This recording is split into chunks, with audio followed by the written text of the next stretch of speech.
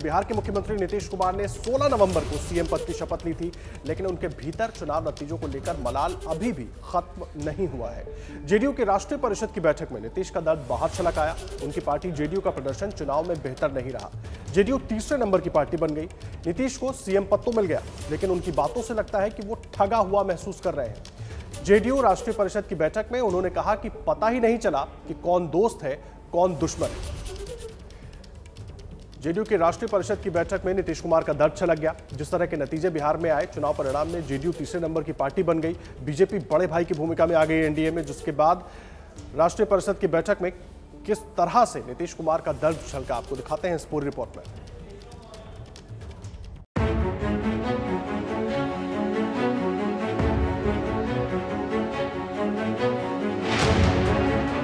बिहार चुनाव में पिछड़ने के बावजूद नीतीश कुमार सीएम तो बन गए, लेकिन बिहार में तीसरे नंबर की पार्टी बनने का दर्द अब तक नहीं भूल पाए हैं। शनिवार को जेडीयू राष्ट्रीय परिषद की बैठक में नीतीश का दर्द छलक उठा।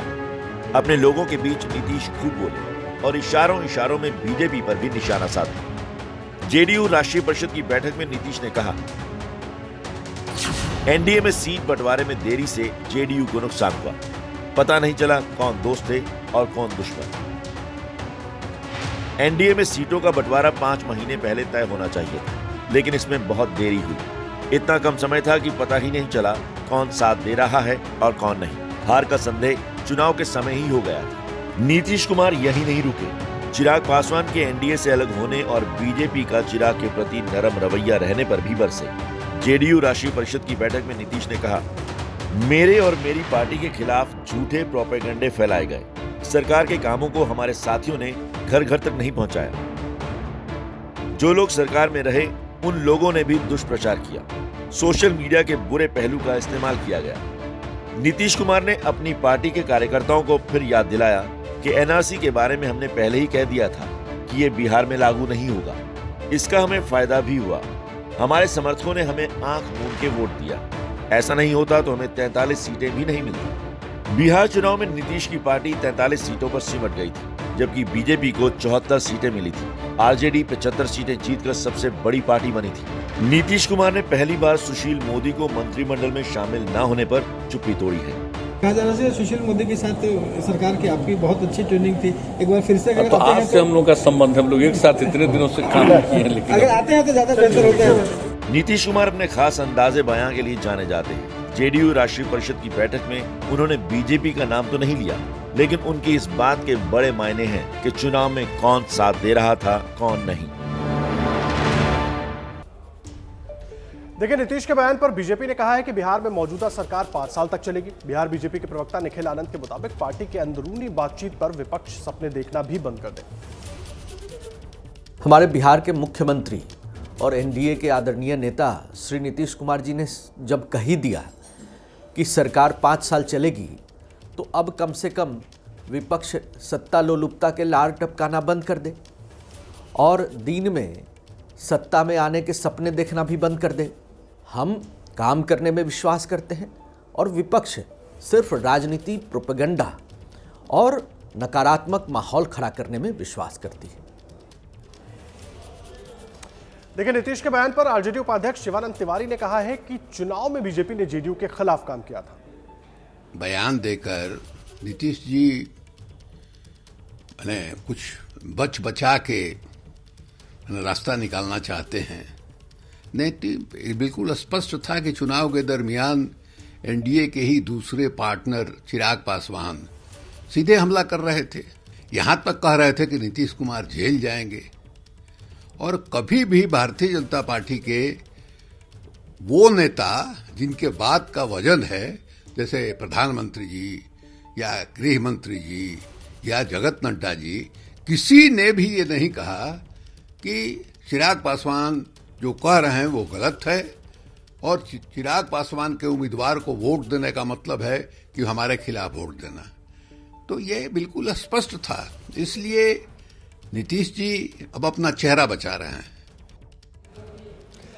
देखिए, जो कुछ नीतीश कुमार ने कहा उस पर विपक्ष को मौका मिला, विपक्ष अपनी बात ही रख रहा है, बीजेपी की तरफ से अपनी बात कही गई, लेकिन बड़ा सवाल ये है कि आखिर ये स्थिति बन क्यों रही है बिहार में, ये इस तरह की चर्चाएं उठ क्यों रही हैं। इस पर बात करने के लिए हमारे साथ जेडीयू प्रवक्ता ओम प्रकाश सेतु साहब जुड़ रहे हैं और आरजेडी से हमारे साथ मृत्युंजय तिवारी जुड़ेंगे और प्रेम शुक्ला साहब बीजेपी से हमारे साथ जुड़ेंगे और निधि श्री हमारे संवाददाता मौजूद हैं। प्रेम शुक्ला साहब, सबसे पहले मैं आपके पास आ रहा हूं, आखिर क्यों इस तरह की बात निकल कर आ रही है बाहर? राष्ट्रीय परिषद में नीतीश कुमार जी का दर्द इस तरह से क्यों निकल कर आ रहा है? ये सुगबुगाहट कैसी है? तो नीतीश कुमार जी ने जो बातें कही हैं वो अपने पुराने मित्रों के बारे में कह रहे हो। भारतीय जनता पार्टी से के संदर्भ में उस तरह की बयानबाजी कर ही नहीं सकते, क्योंकि भारतीय जनता पार्टी ने शुरू में ही भारतीय जनता पार्टी ने चुनाव घोषित होने के पहले ही हमारे प्रेम शुक्ला जी, मैं आऊंगा आपके पास, कि हमारे कुछ तकनीकी दिक्कत आ रही है, मैं आऊंगा आपके पास। हमारे साथ जेडीयू प्रवक्ता ओम प्रकाश सेतु साहब भी मौजूद हैं। सेतु साहब, मुझे एक बात बताइए, बड़ा सीधा सा सवाल है, विपक्ष जो कह रहा है उस पर तो मैं बाद में आऊंगा, लेकिन क्यों नीतीश जी इतना असहज महसूस कर रहे हैं? मुख्यमंत्री हैं, बीजेपी उनको आगे अपने साथ जिस तरह का वादा किया था वैसे ही बीजेपी ने उनको मुख्यमंत्री बनाया है, कुछ चल रहा है क्या अंदर अंदर? देखिए, ऐसी कोई बात ही नहीं है। बिहार के जो 2 दिन का जो राज्य कार्यकारिणी की जो मीटिंग या पार्टी को कैसे और मजबूत किया जाए, इस विषय पर चर्चा हुआ। अब जो लोग अब अंदर की बातें कैसे लोग चलाते हैं, इससे तो मुझे हसरत हो रही है। लेकिन माननीय मुख्यमंत्री जी ने साफ शब्दों में कहा कि जो जनता ने जो जनादेश दिया उसे हमको स्वीकार है और कैसे हम अधिक से अधिक और काम कर सके, इसको लेकर उनका विशेष ख्याल है। जो पार्टी ने, जो सरकार ने जो इतनी सारी योजनाएं चलाई, उसको और हमें धारदार बनाना है। माननीय मुख्यमंत्री नीतीश कुमार जी ने जो 7 दिन के पार्ट 2 बनाया, उससे आम लोगों के बीच कैसे इस विषय का फायदा मिले, इस विषय पर हुआ। पार्टी का जो हमारा जो कार्यक्रम जो है, इसे और मजबूती कैसे मिले और अधिक से अधिक साथियों को कैसे जोड़ सके, नौजवान को कैसे जोड़ सके, युवाओं को कैसे नहीं, लेकिन वो जोड़ सके, कौन साथ है कौन नहीं है, इस बात का मतलब, क्योंकि या तो विपक्ष नहीं समझ पा रहा है जिस तरह की बातें विपक्ष कर रहा है।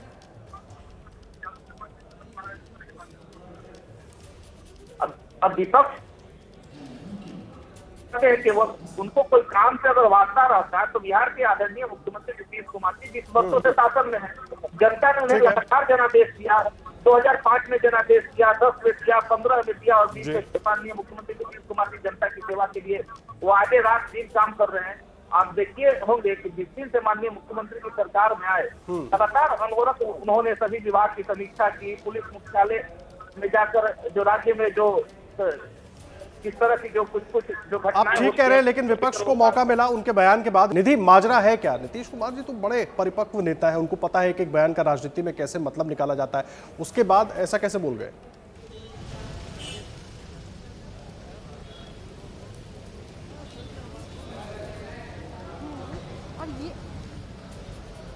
निधि, अब तक मेरी आवाज पहुंच रही है? खैर, निधि तक मेरी आवाज नहीं पहुंच रही, हम चलेंगे उनके पास। प्रेम शुक्ला साहब, विपक्ष बार बार हमलावर हो रहा है, खास करके आरजेडी की तो बार बार यही साबित करने की कोशिश हो रही है कि आप लोग जो है धीरे धीरे जेडीयू को दबा रहे हैं, कुछ ऐसा चल रहा है क्या? उसका जवाब क्या देंगे आप लोग? देखिए, आरजेडी तो शुरू से ही जो है दुष्प्रचार करेगी, हमारी विपक्षी है तो उसका दुष्प्रचार करना। जिस तरह से उनको जनता ने उनके विरुद्ध जनादेश दिया है, इससे उनके जो सपने देख रहे थे मुख्यमंत्री बनने के, वो टूटे हैं। और आदरणीय नीतीश कुमार जी के नेतृत्व में जिस तरह जिससे बिहार की जनता ने जनादेश दिया है, तो हमेशा से आरजेडी जो है वो नीतीश कुमार जी के विरुद्ध ही बात करेगी। और लगातार उनका तो प्रयास, तो कहते हैं कि सरकार गिरा देंगे, वो तो कहते हैं कि जदयू के विधायक हमारे संपर्क में हैं, वो बहुत सारी बातें करते हैं, उन बातों का कोई औचित्य नहीं है। आदरणीय नीतीश कुमार जी हमारे मित्र हैं, हमारे नेता हैं, लोकप्रिय हैं, और उन्होंने सुशासन का जिस तरह से वहाँ सुशासन जिस तरह से बिहार में स्थापित किया है, उसके कारण जिस तरह से जनता उनके साथ खड़ी है, इन सब स्थितियों को देखकर जिन लोगों ने भ्रष्टाचार, जंगल राज इत्यादि लगा रखा था बिहार में, उन सबको तो पीड़ा होगी कि वो राज्य में नहीं लौट पाए, तो इस तरह की बातें करना उनका स्वाभाविक है। ठीक है, आप रहे प्रेम शुक्ला साहब। निधि जुड़ गए हमारे साथ। निधि, नीतीश कुमार सधे हुए शब्दों का इस्तेमाल करते रहे राजनीति में, फिर इस तरह का बयान कैसे दे गए कि आरजेडी बार बार हमलावर हो रही है गठबंधन के ऊपर? देखिए आदर्श, सबसे पहले तो जो टाइमिंग का खेल है ना उसको समझना पड़ेगा। 2 महीने पूरे होने वाले हैं सरकार को, और बीजेपी और जेडीयू जब से सरकार बनाई है तब से लगातार ये कहा जा रहा है कि जेडीयू तीसरे नंबर की पार्टी है। तो जनता के बीच एक मैसेज ये नहीं पहुंचे कि जेडीयू ने तीसरे नंबर की पार्टी बनकर संतोष कर लिया। अब नीतीश कुमार के बयान को ही देख लीजिए, वो कभी भी बीजेपी पर डायरेक्ट हमलावर नहीं हो रहे, चाहे उनके कितने भी बयान आ जाए। वो पीछे से एक सधा हुआ संदेश देते हुए लगातार अटैक कर रहे हैं कि हम अब चुप नहीं रहने वाले हैं। वशिष्ठ नारायण सिंह ने भी ये बयान दिया कि हम धोखा नहीं करते अपने सहयोगियों के साथ। तो एक कोशिश लगातार बनी हुई है, एक्टिव भी हो रहे हैं वो लगातार। चाहे वो राज्य परिषद की बैठक हो, राष्ट्रीय कार्यकारिणी की बैठक में भी उन्होंने एक संदेश दिया था। तो लगातार ये कोशिश है जेडीयू की कि वो बीजेपी पर अटैक जो है वो सीधे तरीके से नहीं करे, लेकिन ये एक जरूर बताए कि हम जो है जब हमें जरूरत पड़ेगी हम बदला जरूर लेंगे, और ये बिल्कुल इनडायरेक्ट वे में। रहे निधि आप हमारे साथ। प्रेम शुक्ला साहब, निधि की बात आप सुन रहे थे, कितना इत्तेफाक रख रहे हैं, क्योंकि जिस तरह की स्थिति है और राजनीति में बहुत कुछ अंदर अंदर चलता रहता है। देखिए निधि, आपकी पत्रकार है, पत्रकारों को अपनी तरफ से किसी भी संदेश को अपनी तरफ से उसके बारे में इन्फ्रेंस निकालना उनका अधिकार है। लेकिन नीतीश कुमार जी हमारे नेता हैं, एनडीए के नेता हैं, लोकप्रिय मुख्यमंत्री है, 5 वर्षों तक लगातार मुख्यमंत्री रहेंगे, और भारतीय जनता पार्टी से जदयू के जो रिश्ते हैं वो लगातार प्रगाढ़ होते जाएंगे। इसमें जो लोग चाहते, जिनका प्रयास है इन दोनों के बीच कोई मतभेद पैदा करे, वो मतभेद पैदा होने वाले नहीं है। 5 वर्षों के लिए वो मुख्यमंत्री है, और जो विपक्ष के लोग हैं उनको संतोष करके विपक्ष की भूमिका निभानी चाहिए और सकारात्मक राजनीति करनी चाहिए। इस वक्त आपको बात सुनवाते हैं। आरजेडी नेता मनोज झा ने अंकित से बात करते हुए क्या कुछ कहा हमारे सहयोगी से, पहले वो सुन लीजिए एक बार। जेडीयू की कार्यकारिणी बैठक के दौरान नीतीश कुमार का जो बयान सामने आया है उसने कई सारे सवाल खड़े कर दिए हैं। नीतीश कुमार ने कहा कि पता ही नहीं चला कि कौन साथ है, कौन जो है साथ नहीं दे रहा है। हमारे साथ मौजूद हैं मनोज झा, आरजेडी सांसद।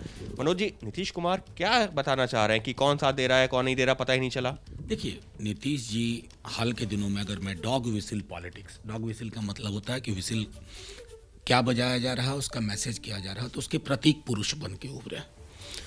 कहते हैं कि दोस्त कौन था, दुश्मन कौन था, चुनाव के दौरान पता ही नहीं चला। तो साहब 40 सीट पा करके मात्र, जो कि विधानसभा की साइज की 1/6 है, 1/6 के लगभग, बल्कि लगभग क्या वही 1/6 सीट पा करके अब किनके साथ सरकार में, दोस्त के साथ या दुश्मन के साथ? मैं समझता हूं कि जो भी उनकी अपनी भी पूंजी रही थी अब तक, अब वो उसकी प्रतिछाया मात्र बन के रह गए, शैडो, और तमाम वैचारिकी को उन्होंने खूंटी पे टांग दिया। बचा क्या है उनके पास? एकमात्र फलता फूलता वाद, जिसे हम अवसरवाद कहते हैं। दोस्त भी कह रहे हो, दुश्मन भी कह रहे हो, डिफ्रेंशिएट आप नहीं कर पा रहे हैं, और फिर भी कह रहे हैं कि हम सरकार में, हम मुख्यमंत्री बने रहना चाहेंगे। तो मैं समझता हूँ इस तरह की डॉग विसिल पॉलिटिक्स को बिहार की आवाम भी समझती है कि 1/6 सीट ला करके, 40 के तकरीबन सीट ला करके आप मुख्यमंत्री की कुर्सी पे बैठे। लेकिन ये इशारा क्या कर रहा है? क्या सब कुछ सही नहीं है एनडीए की सरकार में? क्या ये इस बात की ओर भी इशारा है? कभी आपने सुना है, आज तक मैंने तो कम से कम नहीं देखा कि मंत्रिमंडल का विस्तार, ये कोई कह रहा है कि इस वजह से नहीं है, नीतीश जी कह रहे हैं उधर से लिस्ट नहीं आ रही है, आप छोटे छोटे निर्णय नहीं ले पा रहे हैं। तो लोगों ने सरकार सिर्फ एक नुमाइश के लिए नहीं चुनी थी कि जहां गाहे बगा है आप बयान देंगे कि दोस्त कौन, दुश्मन कौन। मैं समझता हूं ये रहस्यवादी बयानों से बिहार की जो मूल समस्या हैं वो खारिज हो रही हैं। और मैं तो बार बार दोहराऊंगा इस बात को कि नीतीश जी की जो भी पूंजी थी, जो भी विरासत थी, हमारे साथ रहे, हमारे खिलाफ भी रहे, आज उसकी वो प्रतिछाया मात्र बन के रह गए हैं। और जो मैं समझता हूं कि बिहार के लॉ एंड ऑर्डर के लिए, वहाँ के गवर्नेंस के लिए उचित नहीं है, क्योंकि मैंडेट बदलाव का था, और बदलाव के मैंडेट पे 1/6 सीट ला करके आप दोस्त या दुश्मन न जाने किसके साथ अब सरकार में। देखिए, आरजेडी से चितरंजन गगन हमारे साथ जुड़ गए हैं। चितरंजन जी, मेरा बड़ा सीधा सा सवाल है, बीजेपी जेडीयू कह रहे हैं सब कुछ ठीक है, फिर आप लोग क्यों बीच में इस तरह की बयानबाजी कर रहे हैं? नहीं, हम ये नहीं कह रहे, सवाल उनकी तरफ से आ रहा है कि आज जो है स्वराज की बैठक है, और उसमें कल जो मुख्यमंत्री बोले जिस ढंग से, या इसके पहले भी जिस ढंग से बोले, उनके नेता बोले, तो कहीं ना कहीं जो मामला है उन्हीं के द्वारा आ रहा है। हम उसमें कुछ नहीं कर रहे हैं। हम एक राजनीतिक पार्टी है, बिहार की सबसे बड़ी पार्टी है, बिहार में सबसे बड़ा जनाधार मेरा है, और इस ढंग से सरकार की समझिए कभी तक मंत्रिमंडल का गठन नहीं हुआ है और बिहार कहीं न कहीं पिछड़ रहा है, तो सवाल तो हम उठाएंगे ही ना, सवाल तो हम उठाएंगे। पार्टी जिस तरह से गठबंधन में काफी अंतर विरोध अंतर द्वंद है, पार्टी के अंदर है और एनडीए के अंदर है, ठीक है, उसका प्रभाव पड़ रहा है बिहार की शासन व्यवस्था पर, लॉ एंड ऑर्डर पर, विकास पर। हम तो ठीक है सवाल चित्ररंजन जी, उठाएंगे। देखिए बिहार के सीएम जीतन राम मांझी ने इसी पर ट्वीट किया। उन्होंने लिखा है गठबंधन धर्म जो है उसको निभाना चाहिए, साजिश के बावजूद भी सहयोग करना नीतीश को महान बनाता है। पूर्व सीएम, माफ कीजिएगा, नीतीश कुमार के जज्बे को सलाम है, जीतन राम मांझी ने अपने ट्वीट में लिखा है। बिहार के पूर्व सीएम जीतन राम मांझी ने ट्वीट किया है। ट्वीट करके उन्होंने कहा है कि गठबंधन धर्म निभाना नीतीश कुमार से सीखना चाहिए। प्रेम शुक्ला साहब, जीतन राम मांझी साहब ट्वीट कर रहे हैं कि गठबंधन धर्म निभाया कैसे जाता है, ये नीतीश कुमार से सीखना चाहिए। निश्चित तौर पर भारतीय जनता पार्टी और जनता दल यूनाइटेड के बीच इतना जबरदस्त गठबंधन धर्म है और उस गठबंधन धर्म को निभाने के लिए आरजेडी जिस तरह से कांग्रेस के बारे में, राहुल गांधी के बारे में जिस तरह से बयान देती है शिवानंद तिवारी ने, इस तरह के बयान नहीं देने चाहिए। निश्चित तौर पर भारतीय जनता पार्टी और जदयू का जो गठबंधन है, इस गठबंधन से अन्य लोगों को गठबंधन धर्म की सीख लेनी चाहिए। चलिए, अच्छी बात है, गठबंधन धर्म की सीख लेनी चाहिए, लेकिन जो स्थिति बन रही है वो कई सवाल खड़े करती है। बहुत धन्यवाद आप सबका हमारे साथ जुड़ने के लिए और इस चर्चा में हिस्सा लेने के लिए, बहुत धन्यवाद।